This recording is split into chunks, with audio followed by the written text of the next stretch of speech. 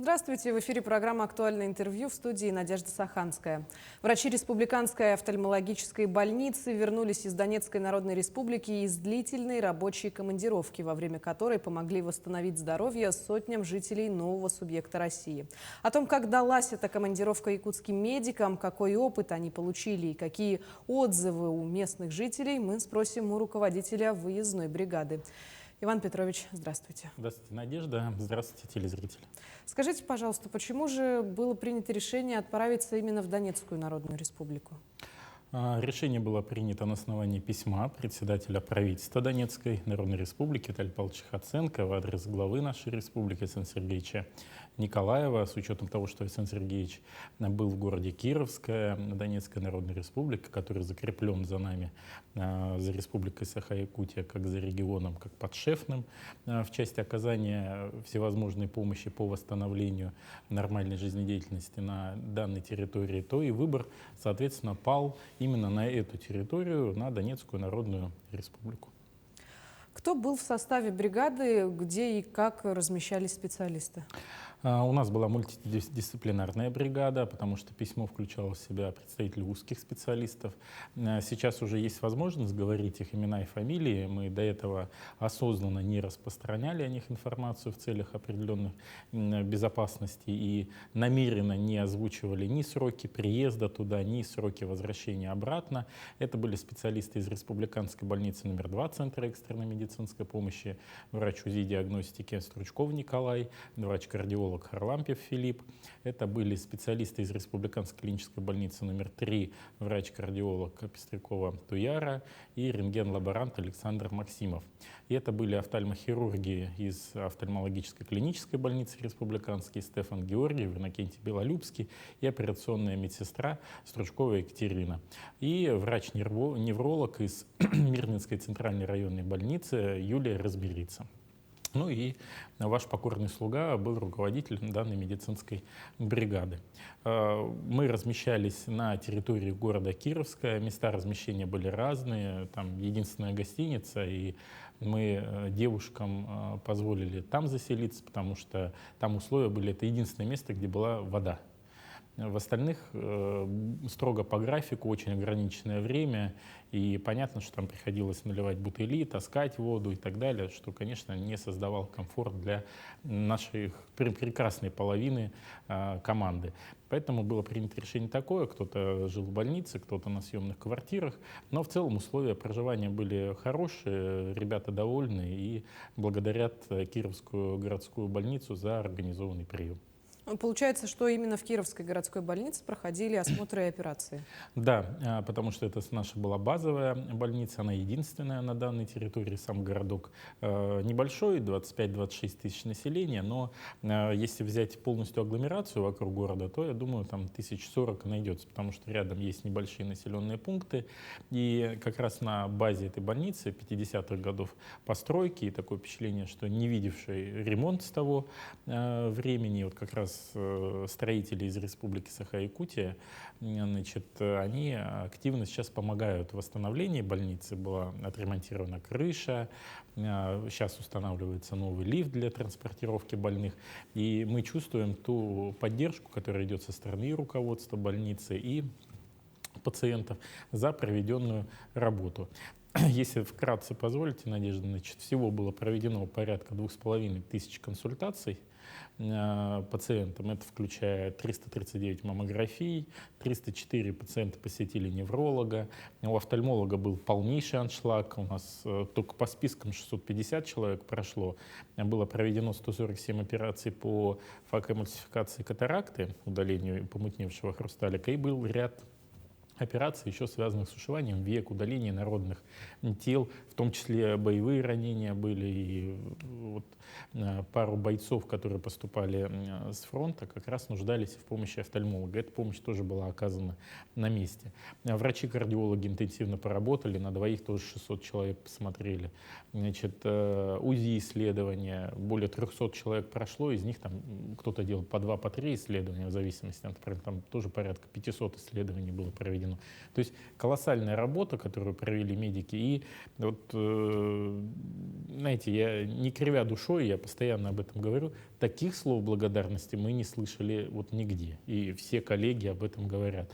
Прямо искренне люди приходили, говорили о том, что вы такие молодцы, спасибо, что приехали, благодарили Якутию, руководство республики, народ республики за то, что вот послали такую помощь, потому что это был первый такой выезд, и, как говорят, мы, кстати, одни из первых регионов вообще, кто так приехал на территорию ДНР.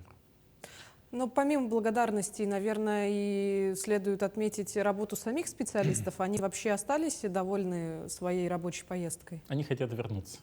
И я думаю, что это обязательно состоится, потому что город Кировская за нами закреплен не на 1 месяц, и работа она должна продолжаться, люди должны получать высококвалифицированную медицинскую помощь там на месте, которую, к сожалению, там получить до этого было невозможно, и до 2014 года там условия были не ахти. И вот сейчас с приходом Российской Федерации жизнь нормализуется, переходим на российские стандарты, и вот мы все говорим, коллеги, если сравнить уровень оказания медицинской помощи в Якутии, там, ну вот небо и земля, и сами коллеги там на местах об этом говорят и признают. Ну там все платно было, а у нас эти все операции бесплатные.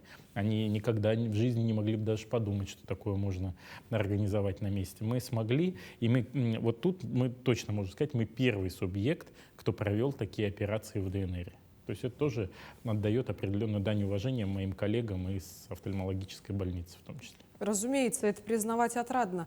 Как вы считаете, что, на ваш взгляд, нужно сделать, чтобы уровень медицинского обеспечения был там на должном уровне? В первую очередь это оснащение медицинским оборудованием, потому что очень многие экземпляры, они достойны музея. Я таких даже когда учился 15 лет назад не видел во время прохождения практики. То есть там аппараты, там рентгенаппарат, аналог 85-го года ФЛГ, там чуть ли не 60-х годов рождения есть аппарат, там как старый фотоаппарат, вот такой выдвижной, да? То есть от увиденного люди были просто, мягко говоря, в шоке. Сейчас активно это оборудование поступает. И вот как раз маммограф, который мы запускали, а он стоял, потому что не было специалиста. Мы его запустили, сейчас коллеги сами могут делать маммографию.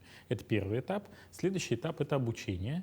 И мы тоже этим занялись, потому что очень сильно разнятся школы. Украинская, когда была, и российская. Новые стандарты.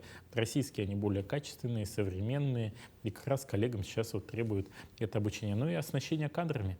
Постепенно люди возвращаются к нормальной жизни. И, соответственно, и врачи тоже возвращаются. И думаю, что у Кировской больницы большое будущее, если вот эти 3 этапа, они пройдут вот в ближайшие 2-3 года, например. Учитывая такую связь города Кировского с нашим регионом, есть ли в планах у специалистов Донецкой Народной Республики приехать сюда, к нам, чтобы набраться опыта? Мы им такое предложение сделали. Надо отметить, что мы были не только в ДНР, а в Луганской Народной Республике. И там проводили тоже операции. Там есть именно школа офтальмологии, но, к сожалению, вот она была немножко подутрачена, когда происходили боевые действия и активная миграция врачей. И мы пригласили коллег оттуда приехать к нам, чтобы пройти стажировку. Мы открыты, и мы с министром здравоохранения этот вопрос обсуждали с Леной Николаевной. Двери открыты наших медицинских учреждений для того, чтобы коллеги могли набраться опыта у нас, потому что, вот еще раз повторюсь, многие думают, что в Якутии вот мы тут якобы на отшибе, поверьте, вот все познается в сравнении. Якутия в передовиках по развитию медицины. И это коллеги знают и за пределами очень хорошо. И поэтому нам есть что показать здесь, в республике. Но учитывая, что рамки рабочей поездки освещались с той возможностью, которая была в социальных сетях и в источниках информации, сами пациенты заметили отсутствие специалистов в Якутии? Как они к этому отнеслись? Комментарии были разные от того, что вот все туда уехали, нам теперь помощь не будут оказывать. Я могу с уверенностью сказать, что за ту больницу, за которую я отвечаю, за офтальмологическую помощь не прекращалась ни на 1 день. Если пациенту отказывали в оперативном плановом лечении, то это исключительно только по медицинским показаниям, которые были наличие заболевания на день операции, или, допустим, положительный анализ на ковид, или наличие какого-то воспалительного процесса. То есть только то, что могло бы ухудшить его состояние. Специалисты здесь были на местах. Проводилась активно выездная работа. Вот за период нашего отсутствия было сделано 3 выезда. Вот в Ленске активно прооперировали, в Алекминске и в Усть-Алдане выезжал целый КАМАЗ. Поэтому мы помощи приближали в районы нашей республики. И из Неринга приехала целая бригада, вот как раз в октябре, 13 октября, тоже провели там в Алдане и в Неринге тоже операции. Поэтому, когда говорят о том, что у нас что-то здесь не так, ну, немножко лукавят или каким-то слухам непонятным доверяют. Поэтому специалистов сейчас хватает, все на месте, все работают. Ну и давайте тогда напомним для наших телезрителей, каким образом сейчас можно попасть в республиканскую офтальмологию. В офтальмологическую больницу, так как мы больница 3-го уровня, это означает, что мы оказываем специализированную помощь.